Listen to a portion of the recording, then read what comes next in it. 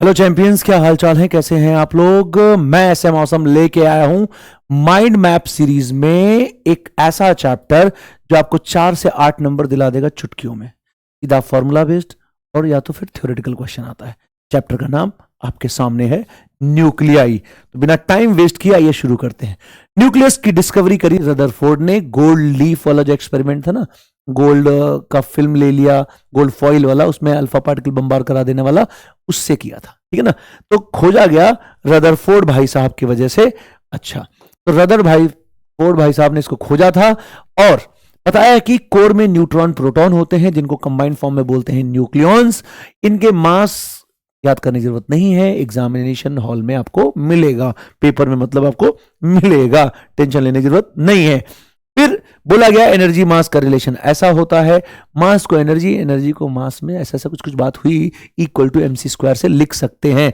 अब इसका conversion factor की बात करी जाए तो 1 एटॉमिक मास यूनिट कुछ इस फॉर्म में लिखी जाती है, या फिर हम बोले मेगा इलेक्ट्रॉन वोल्ट में ऐसे कुछ लिखी जाती है। फिर फिर बात यह हुई कि एटम जो भी लिखा जाता है न्यूक्लियस को लिखते कैसे हैं, x is equal to Z A करके लिखते हैं। जेड जो हो जाता है वो एटॉमिक नंबर कहलाता है, नंबर ऑफ प्रोटॉन्स कहलाता है, ए नंबर ऑफ न्यूक्लियॉन्स कहलाता है, प्रोटॉन न्यूट्रॉन के कॉम्बिनेशन को बोलते हैं, मतलब सम को बोलते हैं। आइसोटोन्स किसको बोलते हैं? आइसोटोन्स वो होते हैं जिनमें सेम न्यूट्रॉन होते हैं। आइसोटोप वो होते हैं जिनमें सेम एटॉमिक नंबर होता है। आइसोबार्स वो होते हैं जिनमें सेम मास नंबर होता है। ठीक है, ये बात थी आइसोटोन, आइसोबार, इन सब के बारे में। फिर आती है न्यूक्लियर रेडियस के बारे में पंचायत। न्यूक्लियस की जो रेडियस होती है वो r इज प्रोपोर्शनल टू होती है a की पावर 1/3, मतलब a की पावर 1/3 की प्रोपोर्शनल होती है। तो अगर किसी न्यूक्लियस की रेडियस लिखना हो तो इस फॉर्म में लिख सकते हैं। r0 एक कांस्टेंट होता है, वो फर्मीमीटर के ऑर्डर का होता है, मतलब न्यूक्लियस का साइज बहुत छोटा होता है। भाई साहब, हम आपका इंतजार कर रहे हैं कहां पे? कमेंट बॉक्स में। किसके? आपको न्यूक्लियस की रेडियस बतानी है, एल्यूमिनियम की। ठीक है, तो कमेंट बॉक्स में हम इंतजार करेंगे। ठीक है, बताना मुझे। अब बात आती है वॉल्यूम की। वॉल्यूम क्या लिखी जाती है? वॉल्यूम होता है 4/3 पाई आर क्यूब, है ना? तो इसको लिख सकते हैं 4/3 पाई आर नॉट क्यूब ए, ऐसे वॉल्यूम लिखा जा सकता है। जब वॉल्यूम ऐसे लिख सकते हो तो डेंसिटी लिखने में कौन सी बड़ी आफत आ गई आपको? डेंसिटी बड़ी खूबसूरती से लिखा जा सकता है। डेंसिटी क्या लिखेंगे? टोटल मास, एक प्रोटॉन का मास या फिर एक न्यूट्रॉन का मास, इन शॉर्ट बोला जाए एक न्यूक्लियन का मास m, और ए से मल्टीप्लाई कर दिया कितने न्यूक्लियॉन्स हैं, तो टोटल मास आ गया। वॉल्यूम से डिवाइड कर देंगे तो ए से ए कैंसिल हो जाएगा, तो यहां पे जो डेंसिटी आएगी वो आएगी कुछ इस फॉर्म में। देखो यहां एक न्यूक्लियॉन का मास कांस्टेंट है, बाकी आर नॉट कांस्टेंट है, तो इसका मतलब न्यूक्लियस की डेंसिटी कांस्टेंट आती है, और वो आती है 10⁻7 के ऑर्डर, 17 के ऑर्डर की। हाइड्रोजन का जो न्यूक्लियस है ना, वो उसकी भी डेंसिटी 10⁻17 की है, और वही सेम डेंसिटी वाटर के, मतलब बोल सकते हो ऑक्सीजन की भी है। और वाटर की ओवरऑल डेंसिटी अगर आप देखोगे, पूरा जो वाटर देखोगे उसकी डेंसिटी 1000 आती है, लेकिन उसके अंदर का जो न्यूक्लियस है किसका, चाहे वो हाइड्रोजन का हो चाहे ऑक्सीजन का, उसकी डेंसिटी बहुत ज्यादा होती है। मतलब एटम के अंदर जो मामला है न्यूक्लियस का बहुत तगड़ा है, बहुत डेंस है। बाहर ऑब्वियसली न्यूक्लियस होगा, उसके चारों तरफ इलेक्ट्रॉन घूमेंगे, बाकी सब जगह खाली होगा, समझा? खाली है। ठीक है, कोई बात नहीं, दिमाग की तरह खाली है तुम्हारे। ठीक है, तो ये न्यूक्लियस की जो डेंसिटी होती है वो मास नंबर पे डिपेंड नहीं करती, कहने का मतलब ये है, मोटा मोटा बात खत्म। अब बात आती है न्यूक्लियर फोर्सेस की। न्यूक्लियर फोर्स क्या है? न्यूक्लियर फोर्स देखो, बहुत सिंपल सिंपल सी बातें मैं बता दें आपको कि ये सबसे स्ट्रॉन्गेस्ट फोर्स है, सबसे, जितने भी फोर्स हैं सबसे ज्यादा स्ट्रॉन्ग है, और शॉर्ट रेंज फोर्स होता है, मतलब खाली न्यूक्लियस के अंदर ही एक्ट करता है। शॉर्ट रेंज फोर्स होता है और बहुत ज्यादा स्ट्रॉन्ग होता है। आपका इलेक्ट्रोमैग्नेटिक फोर्स भी 50-60 गुना ज्यादा स्ट्रांग होता है। चार्ज वार्ज पे डिपेंड नहीं करता, स्पिन पे डिपेंड करता है, स्पिन डिपेंडेंट होता है, स्पिन पे डिपेंड करता है, स्पिन पे डिपेंड करता है। ठीक है, न्यूट्रॉन न्यूट्रॉन के बीच लगे, चाहे न्यूट्रॉन प्रोटॉन के बीच लगे, चाहे प्रोटॉन न्यूट्रॉन के बीच या प्रोटॉन प्रोटॉन के बीच, चाहे न्यूट्रॉन न्यूट्रॉन के बीच लगे, ये न्यूक्लियर फोर्स एक ही जैसा होता है। लेकिन नेट फोर्स की बात करें तो न्यूट्रॉन न्यूट्रॉन में कोई और फोर्स नहीं है, ग्रेविटेशन फोर्स को इग्नोर कर दिया। ठीक है, प्रोटॉन न्यूट्रॉन में भी कोई फोर्स और नहीं लगेगा, खाली न्यूक्लियर ही लगेगा। लेकिन प्रोटॉन प्रोटॉन में जब नेट फोर्स की बात करोगे तो न्यूक्लियर फोर्स तो लगेगा, साथ ही साथ इलेक्ट्रोमैग्नेटिक फोर्स भी तो लगेगा, तो वो रिपेल करेगा, न्यूक्लियर फोर्स अट्रैक्ट करेगा, तो ओवरऑल क्या आएगा? कमजोर फोर्स आ जाएगा। इसीलिए इनके इनके बीच में जो लगने वाला नेट फोर्स होता है, इससे प्रोटॉन प्रोटॉन के बीच में लगने वाले नेट फोर्स से ज्यादा होता है। सेंट्रल नहीं होता, सेंट्रल नहीं होता इसका मतलब क्या? किसी एक पॉइंट की तरफ नहीं लगता है, इसका मतलब टॉर्क की वैल्यू जीरो नहीं होती, ग्रेविटेशनल फोर्स सेंट्रल होता है। जैसे सन और अर्थ के बीच में देखा जाए टुवर्ड्स सेंटर ऑफ सन लगेगा, तो सन के अबाउट अगर टॉर्क देखोगे तो क्या आएगा, ग्रेविटेशनल फोर्स का जीरो आएगा। अब जैसे इलेक्ट्रोस्टैटिक फोर्स को देखो, दो चार्ज के बीच में लग रहे होंगे तो एक दूसरे की तरफ लग रहे होंगे, अगर हम किसी एक चार्ज पे बैठ के दूसरे चार्ज पे लगने वाले फोर्स का टॉर्क लिखेंगे तो जीरो आएगा, यहां पे ऐसा नहीं आएगा। ठीक है, अब बात करते हैं रेडियो एक्टिविटी की। देखो ये खोजा गया था, बैकोरल ने खोजा था इसको, इसलिए बैकोरल रेस के नाम से भी मशहूर है, जो उसमें से रेडिएशन होता है उसकी बात कर रहे हैं। जो सब्सटेंस से रेडिएशन निकलता है उसको रेडियो एक्टिव सब्सटेंस बोलते हैं, और जो इस क्रिया, ये पूरी क्रिया है उसको रेडियो एक्टिविटी बोलते हैं। जो न्यूक्लियस जिनका जेड नंबर 82 से ज्यादा होता है उन्हीं में सारा कार्यक्रम होता है, वही अनस्टेबल होते हैं। 82 से ज्यादा वाले पे मतलब टूटना चाहते हैं, बिखरना चाहते हैं। ठीक है, बिखरने को दिल चाहता है। ठीक है, इनका बिखरने को दिल चाहता है, और जब बिखरने को दिल चाहता है तो वहां से कुछ रेडिएशंस होते हैं। वो जो रेडिएशंस होते हैं उनकी कुछ प्रॉपर्टी होती है, वो क्या कर सकती है, गैस को आयनाइज भी कर सकती है, वो किसी मैटर में पेनिट्रेट भी कर सकती है, और वो फोटोग्राफिक प्लेट को अफेक्ट भी कर सकती है। अच्छा, अब जो रेडिएशन होता है उसमें अल्फा बीटा गामा, ठीक है, अल्फा बीटा गामा, तीन तरह के रेडिएशन होते हैं। अल्फा मतलब हीलियम का न्यूक्लियस, अल्फा माने तो हीलियम का न्यूक्लियस, 2 इलेक्ट्रॉन के बराबर चार्ज और 4 मास नंबर। ठीक है, बीटा रेज एक्चुअली होता इलेक्ट्रॉन है या पॉजिट्रॉन है, लेकिन इन शॉर्ट कुछ ना बोला जाए, बाय डिफॉल्ट आप बीटा नेगेटिव मतलब इलेक्ट्रॉन वाला समझोगे, और ये इलेक्ट्रॉन है लेकिन न्यूक्लियस से पैदा इलेक्ट्रॉन है, इसीलिए इसको हम थोड़ा बाइफर्केट करके बीटा बोलते हैं, मतलब इलेक्ट्रॉन के बराबर का कोई मामला है जो रेडिएशन हो रहा है। गामा तुम जानते हो, जब अल्फा डीके होता है या बीटा डीके होता है उस समय न्यूक्लियस बौरा जाता है, मतलब जब अल्फा डीके होता है बीटा डीके होता है तो बहुत सारी एनर्जी रिलीज होती है, उस समय न्यूक्लियस कुछ एनर्जी एब्जॉर्ब करके एक्साइटेड स्टेट में चला जाता है। जब डी एक्साइट होता है तो रेडिएशन देता है, उसका नाम है गामा। गामा मतलब इलेक्ट्रोमैग्नेटिक रेडिएशन। जैसे मान लो कोई न्यूक्लियस है, यहां से कुछ रेडिएशन इधर हुआ, कुछ रेडिएशन इधर चला गया, कुछ सीधा चला गया, जो सीधा चला गया वो गामा है, और जो इधर नेगेटिव प्लेट की तरफ चला गया वो अल्फा है, और जो यहां पे पॉजिटिव प्लेट की चला गया वो बीटा है। बीटा बाय डिफॉल्ट ऑब्वियसली हमने क्या बोला है आपको, बीटा नेगेटिव है ना, ऐसा। ये क्या है, गामा। गामा अनडिफ्लेक्टेड होता है क्योंकि चार्ज नहीं होता, मास नहीं होता, फोटोन है, ईएम वेव है भाई साहब, ईएम वेव है, ईएम वेव है, ईएम वेव है, ये पार्टिकल है ना। इन्हीं की प्रॉपर्टी से रिलेटेड मैं कुछ पंचायत आपके लिए कर देता हूं, इन्हीं से रिलेटेड कुछ पंचायत आपसे कर देता हूं। क्या इनका नेचर कैसा होता है, हीलियम का न्यूक्लियस होता है, 2He4 टाइप का होता है। ठीक है, तभी तो इस पे चार्ज देखो डबल है, चार्ज अगर आप देखोगे क्या है, डबल है, डबल है, हीलियम प्लस प्लस है ना। ये क्या है, इलेक्ट्रॉन नेगेटिव बोलो या इलेक्ट्रॉन पॉजिटिव बोलो, है ना, इन पे एक चार्ज है, ये फोटोन है। ठीक है, तो अब इनका पेनिट्रेशन पावर, यार मोटा आदमी, जैसे एक बाजार है, भीड़ है, मोटा आदमी उसमें ज्यादा जा सकता है क्या, नहीं जा सकता है, इसकी पेनिट्रेशन पावर कम होगी। हल्का आदमी बढ़िया पेनिट्रेशन पावर होगी। गामा रे उसको मानो हवा, एनर्जी, ओ बिल्कुल चीरम फाड़ मचाते हुए चली जाएगी, ज्यादा होती है। लेकिन मोटा आदमी किसी से टकराएगा तो तोड़ देगा, मतलब आयनाइज करने की क्षमता इसकी ज्यादा है, इसकी कम है, इसकी बहुत कम होगी। स्पीड मोटू की कम होगी, इनकी एक रेंज में, इस रेंज से इस रेंज तक कुछ भी हो सकती है ना। ये तो भैया लाइट की स्पीड से चलेंगे। रेस्ट मास इसका ज्यादा होता है, 2 मतलब 4 के बराबर हो गया ना, जो भी प्रोटॉन न्यूट्रॉन है इसका 1 इलेक्ट्रॉन बराबर हो गया, इसका 0, कोई मास नहीं होता है। ठीक है, रेडियो एक्टिविटी के लॉ की अगर हम बात करें तो ये एक स्पॉन्टेनियस प्रोसेस है, होता है, कब होगा नहीं पता, कैसे होगा नहीं पता, होता है नहीं पता, होता है बस, कब होगा नहीं पता, कैसे होगा नहीं पता, होता है। ठीक है, और इस पे ताप दाब का कोई फर्क नहीं पड़ता है, किसी तरह का कोई फर्क नहीं पड़ता, टेम्परेचर बढ़ाओ घटाओ कोई फर्क नहीं पड़ता भाई, कुछ फर्क नहीं पड़ता, किसी चीज का कोई फर्क नहीं पड़ता है। ये प्रॉपर्टी होती है जिसमें एक हैवी एलिमेंट टूटता है स्टेबिलिटी गेन करने के लिए, इसका टेम्परेचर से कोई लेना देना नहीं है।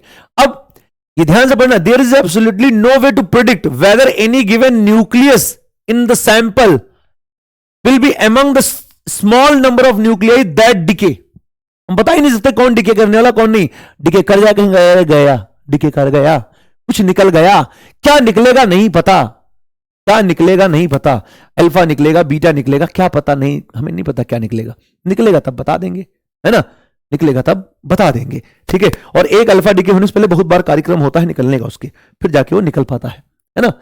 तो जो नियम कहता है dn by dt, rate of change of nuclei is equal to N, मतलब प्रोपोर्शनल टू एन। अब ये डिके कर रहा है इसलिए हम माइनस एन लगा देंगे, डिके कर रहा है इसलिए हम माइनस एन लगा देंगे, जिसको इंटीग्रेशन करोगे तो ये आएगा N is equal to N naught e power minus lambda T. Activity को आर से भी शो करते हैं, ए से भी शो करते हैं, अभी हम आगे आर भी यूज करेंगे। डीएन बाई डी टी करेगा लैम्डा टाइम्स ऑफ एन, ठीक है, तो इसको इस तरह से लिख देते हैं लैम्डा एन। तो इसको जब सिंप्लीफाई करते हैं तो A equal to A not e power minus lambda t आ जाता है। अब यहां पर अगर आप देखो, इसको बताने से पहले मैं आपको ग्राफ बता देता हूं बढ़िया बेहतरीन तरीके से। मैं आपको ग्राफ बता देता हूं बढ़िया बेहतरीन तरीके से, ग्राफ, इसका ग्राफ बता देता हूं। तो ग्राफ अगर हम इसका ड्रॉ करने जाएं तो ग्राफ ड्रॉ करना, इसको हटा देते हैं, सब पॉइंट्स का कोई मतलब नहीं है, थोड़ा आसान हो जाएगा, जल्दी हो जाएगा थोड़ा ना। तो अगर मैं ग्राफ बता दूं इसका, तो देखो n इज इक्वल टू क्या लिखा हुआ था, n is equal to N naught था, n इज इक्वल टू, वाह वाह वाह वाह वाह वाह वाह वाह, n इज इक्वल टू क्या लिखा था, n naught e power minus lambda t. अगर मैं इसका एंटी लॉग ले लूंगा बेटा, अगर मैं इसका एंटी लॉग ले लूंगा तो ये आ जाएगा। ऐसी एक्टिविटी या रिएक्टिविटी आर नॉट था, R not e power minus R not e की पावर माइनस लैम्डा टी था। इसका लॉग लेंगे तो इस तरह से आएगा, मतलब नेगेटिव स्लोप का आएगा लाइन, आएगा नेगेटिव स्लोप की लाइन आएगी। नेगेटिव स्लोप की तो आ रही, देखो नेगेटिव स्लोप की, देखो ये ऐसे लाइन आएगी, ऐसे लाइन आएगी, इसका स्लोप माइनस लैम्डा। अगर मैं पहले एन और टी को बताऊंगा तो ये एक्सपोनेंशियल टी करता है, जैसे जाएगा ऐसे जाएगा, है ना। टी हाफ क्या होता है, वो टाइम होता है जब अपने ओरिजिनल का आधा बचता है। टी एवरेज क्या होता है, जब ओरिजिनल का अपने 1/e टाइम बचता है। अभी बताता हूं आपको क्या होता है ना। तो ये टाइम के हिसाब से बना सकते हैं, ठीक है। अब मैं आपको हाफ लाइफ और उसकी चर्चा कर देता हूं। हाफ लाइफ क्या होता है, हाफ लाइफ वो टाइम होता है जब अपने ओरिजिनल का आधा बचता है, अगली हाफ लाइफ में आधा का आधा बचेगा। तो वैसे एन हाफ लाइफ में ये बचेगा क्या, 2 की पावर एन, मतलब आधे में, एक हाफ लाइफ में आधा, दूसरे हाफ लाइफ में आधे का आधा, तीसरे में आधे का आधा फिर आधा, वैसे एन हाफ लाइफ में 2 की पावर एन हो जाएगा, ठीक है।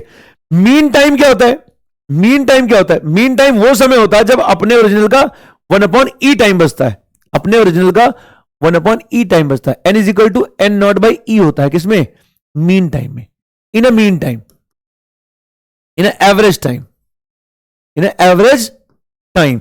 इनकी वैल्यूज क्या आती है, इनकी वैल्यूज इस तरह आती है। हाफ लाइफ की वैल्यू क्या रहती है, ये 0.693 ऑफ 0.693 डिवाइड बाई लैम्डा, या फिर इसको हम ऐसे बोल सकते हैं, t half is equal to 0.693 of t average बोल सकते हैं, ऐसे बोल सकते हैं, इसमें क्या दिक्कत है, ठीक है। ये लिखा हुआ देखो, है ना। हाफ एवरेज लाइफ क्या होता है, जब न्यूक्लियाई अपने का 1/e टाइम बच जाए, एक एवरेज लाइफ में, एक एवरेज लाइफ में। वैसे अगर मैं इन जनरल बात करूं, एक किसी टाइम में 1/x बचता है, तो अगले में 1/x का स्क्वायर, अगले में ऐसे, तो ऐसे nth में इतना बचता है, ठीक है। तो डिके कितना होता है, डिके वाला जो आता है वो ऐसे आता है, n इज इक्वल टू आता है n not 1 minus E power minus lambda T. ये इतना बचा हुआ होता है, तो ये इतना डिकेड होता है, डिकेड न्यूक्लियाई, ये डिकेड न्यूक्लियाई है। कितने डिकेड न्यूक्लियाई है, बचे कितने निकाल सकते हो, है ना। चलो खैर, तो अल्फा बीटा गामा डिके के बारे में आपको पता चली गया थोड़ा थोड़ा क्या होता है। अल्फा डिके में क्या होता है, जैसे कोई एक्स न्यूक्लियस है, ठीक है, वो डिके हो रहा है,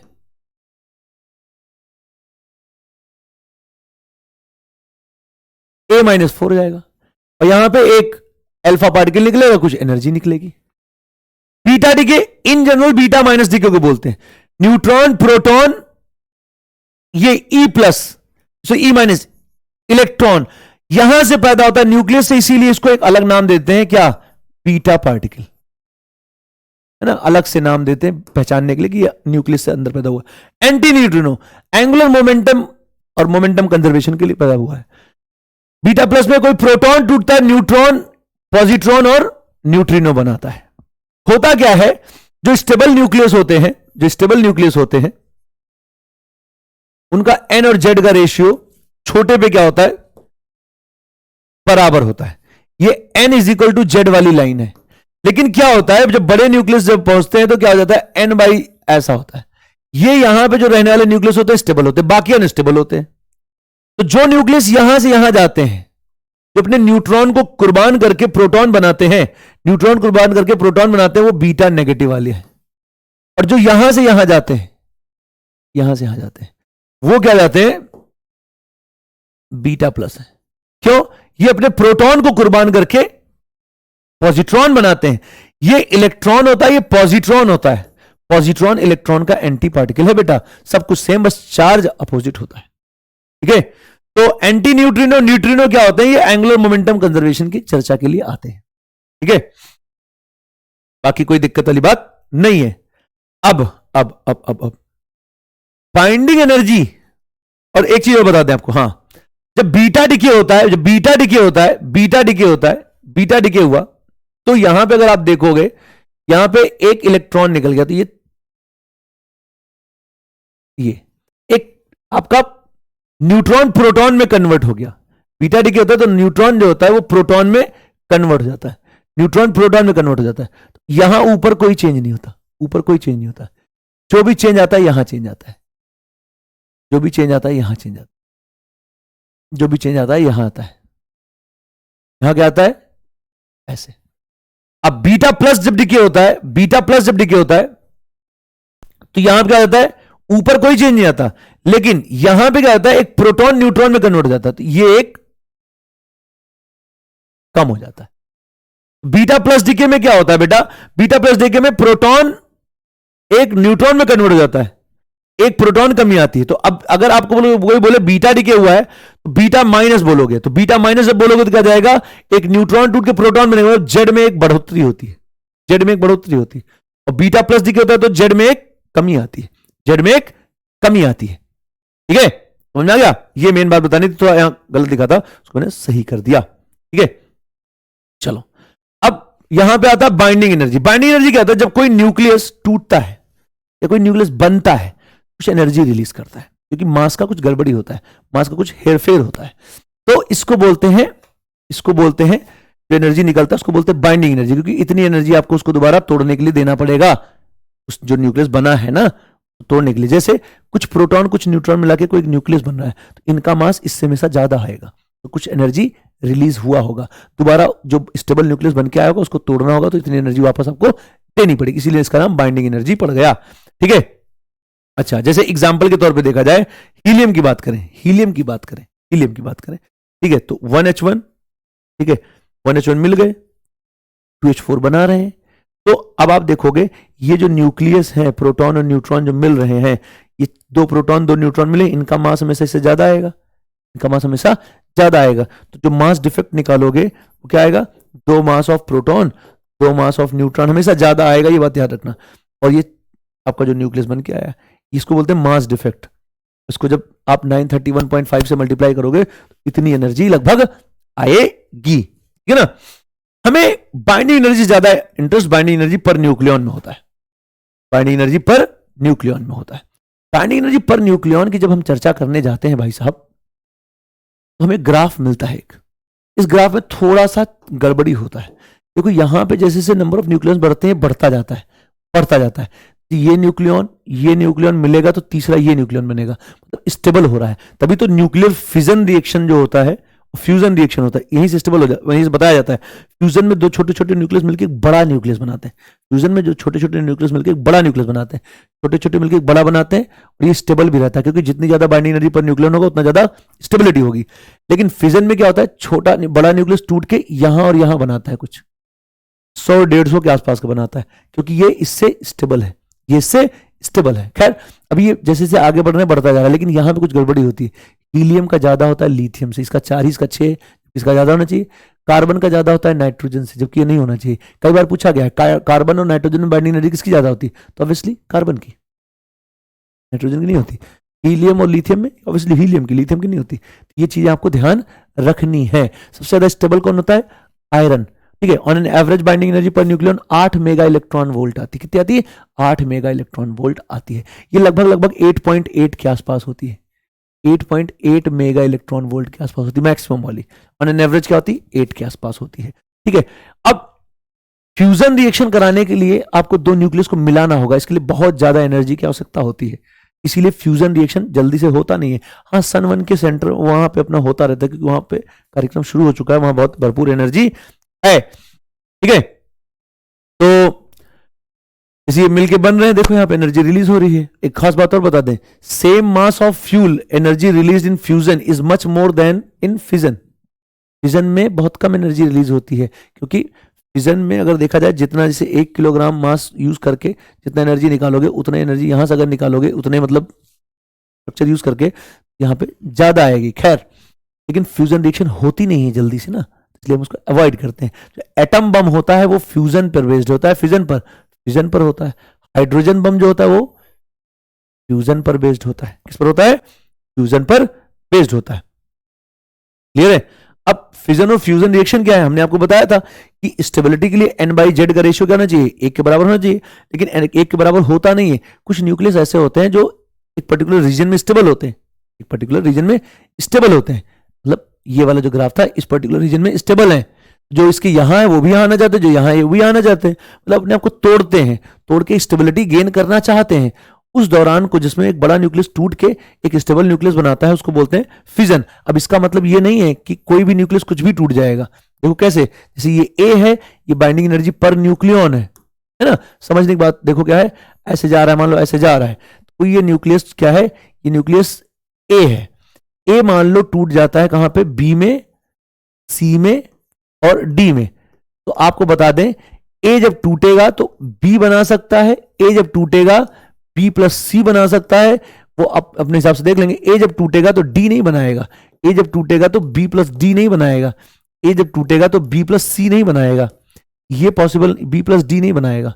क्यों? क्योंकि डी की जो एनर्जी आ रही फाइनल वो बहुत कम है, ऐसा पॉसिबल ही नहीं थी, ये पॉसिबल ही नहीं है। कोई न्यूक्लियस टूटता है तो स्टेबिलिटी बढ़ाने के लिए तो यहां कुछ बनता है। तो आप कभी भी देखोगे न्यूक्लियर रिएक्शन जब टूटेगा तो एक 100 के आसपास होगा, एक 150 के आसपास का न्यूक्लियस बन के आता है, क्योंकि वहीं पे स्टेबिलिटी रहती है। उससे कम में जाओगे तो गड़बड़ा जाएगा। तो क्वेश्चन पूछा गया है। खैर, एक न्यूक्लियस टूटता है तो एनर्जी रिलीज करता है, कभी कभी अपने आप टूट जाता है, कभी कभी इसको हम एक्साइट करते हैं। एक्साइट कैसे करते हैं? हम क्या करते हैं, स्लो न्यूट्रॉन या फिर बोला जाए थर्मल न्यूट्रॉन का अटैक कराते हैं। तो थर्मल न्यूट्रॉन अटैक करता है, देखो यूरेनियम 235 पे जब ये न्यूट्रॉन अटैक करेगा, ये अब्सॉर्ब करेगा, अनस्टेबल बन जाएगा, 236 बन जाएगा। अब यहां पे टूट जाएगा, देखो एक 150 के आसपास, एक लगभग 100 के आसपास में टूटता है और खूब सारी एनर्जी और न्यूट्रॉन रिलीज करता है। इसमें से कुछ न्यूट्रॉन तुम्हारे काम के हैं, जो स्लो चलेंगे वही काम के, जो बहुत तेज जाएंगे वो काम के नहीं है, क्योंकि उनको एब्जॉर्ब कोई नहीं कर पाएगा ना। फिर से ये कार्यक्रम शुरू हो जाता है आगे भी, तो ये कार्यक्रम अनवरत ऐसे चलता रहता है, बहुत सारी एनर्जी रिलीज होती है। अनकंट्रोल्ड मैनर में एनर्जी रिलीज होती है, बम बन जाता है, उसको कंट्रोल करते हैं तो वो रिएक्टर बन जाता है, जिससे हम बहुत सारी एनर्जी को यूज कर सकते हैं। खैर, फिजन में ऑन एन एवरेज 2.5 न्यूट्रॉन पैदा होता है, पूछा गया सवाल है, ठीक है। और 2 मेगा इलेक्ट्रॉन वोल्ट के आसपास जो एनर्जी होती है उनको फास्ट न्यूट्रॉन बोलते हैं, जिनकी 0.025 होती है मेगा इलेक्ट्रॉन वोल्ट, उनको हम बोलते हैं, बोलो ना, थर्मल न्यूट्रॉन बोलते हैं। ठीक है, चलो, अब एनर्जी रिलीज होती है लगभग 200 मेगा इलेक्ट्रॉन के बराबर। ठीक है, अब देखो 200 मेगा इलेक्ट्रॉन के लिए 235 न्यूक्लियाई तुम्हें चाहिए, और वहां पे 25-28 चाहिए था 4 के लिए। कुछ सोच सकते हो कि 235 से 200 आया, वो 4 से इतना आ गया, इसीलिए बोल रहे थे कम मास में ज्यादा काम होता है। खैर, न्यूक्लियर रिएक्टर की बात करें, इसमें क्या क्या जरूरी वाली चीज है। यहाँ पे कंट्रोल तरीके से रिएक्शन होती है, यहाँ पे हम यूज करते हैं यूरेनियम और प्लूटोनियम के लिए। मॉडरेटर जो स्लो डाउन करते हैं न्यूट्रॉन को, ये याद कर लेना, हैवी वाटर और ग्रेफाइट यूज किया जाता है। कंट्रोल रॉड जो एक्सेसिव न्यूट्रॉन को एब्जॉर्ब कर लेते हैं, जो हमें चाहिए नहीं, कैडमियम और बोरॉन। हमें एक्सेसिव न्यूट्रॉन भी नहीं चाहिए, क्योंकि वो रिएक्शन बहुत फास्ट कर देंगे। और हमें जो, अगर मान लो हमने न्यूट्रॉन को अपने पास रखे, काबू में कर लिए, 2-3 रखे, लेकिन 2-3 न्यूट्रॉन भी को हमारे खराब हो, क्योंकि वो बहुत तेज चल रहे हैं, तो उनको स्लो डाउन भी तो करना होगा, इसके लिए हमें कंट्रोल रॉड भी चाहिए होता था। तो ये इतनी सी बात थी जो न्यूक्लियाई से रिलेटेड थी, जो न्यूक्लियस से रिलेटेड थी, जिसमें न्यूक्लियस से रिलेटेड क्वेश्चन आते हैं। आप अगर इस स्लाइड, इस पूरे लेक्चर को देख लोगे, अच्छे से समझ लोगे, तो पक्का है आपके कोई भी क्वेश्चन न्यूक्लियाई के गलत नहीं होंगे।